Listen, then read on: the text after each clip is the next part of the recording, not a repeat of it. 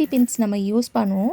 நெறைய பின் வச்சிருப்போம். பட் எங்கேயாவது ஃபங்ஷன் கிளம்பும்போது பார்த்தீங்கன்னா, பின்னெல்லாம் எங்க இருக்குன்னே தெரியாது. அதே மாதிரி அப்படியே ஒரே பாக்ஸ்ல போட்டு வச்சாலுமே உங்களுக்கு ஒண்ணோட ஒண்ணு இந்த மாதிரி பார்த்தீங்கன்னா, மாட்டிக்கிட்டு சிக்கிட்டுருக்கும்.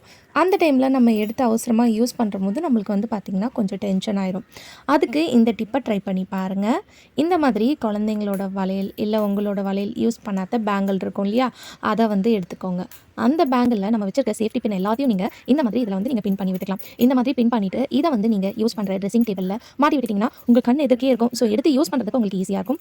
திருப்பி நீங்க எங்கேயாவது வந்து அத யூஸ் பண்ணிட்டு அந்த சேஃப்டி பின்ன போட்டு வச்சுட்டாலுமே, நீங்க அதுக்கப்புறமா எடுத்து ஃப்ரீயா இருக்கிற டைம்ல இந்த மாதிரி இந்த பேங்கிள்ல வந்து நீங்க மாட்டி வச்சுட்டா போதும். உங்களுக்கு எடுத்து யூஸ் பண்றதுக்கு ஈஸியா இருக்கும். அது மட்டும் இல்லாம நீங்க எங்கேயாவது டிராவல் பண்றீங்க, சேஃப்டி பின் எடுத்துட்டு போணும்னா, இந்த மாதிரி கூட நீங்க பேங்கிள்ல போட்டு ஒரு பர்ஸ்லயோ, பவுச்லயோ எதுலயாவது போட்டு எடுத்துட்டு போகும்போது உங்களுக்கு ரொம்பவே ஈஸியா இருக்கும். ஸோ கண்டிப்பா இந்த டிப்ப ட்ரை பண்ணி பாருங்க. ஸோ இப்ப பாருங்க நான் இங்க இந்த மாதிரி ஒரு வால் ஹூக்ல தான் மாட்டி விட்டுறேன். ஸோ இந்த மாதிரி மாட்டி விடும்போது நீங்க அப்படியே எடுத்து பின்ன வந்து பார்த்தீங்கன்னா யூஸ் பண்ணிக்கலாம். டெய்லி நீங்க வந்து ஆஃபீஸ் போறீங்க, சாரி வியர் பண்றீங்கன்னா, கண்டிப்பா இந்த டிப் வந்து உங்களுக்கு ரொம்ப யூஸ்ஃபுல்லா இருக்கும். ட்ரை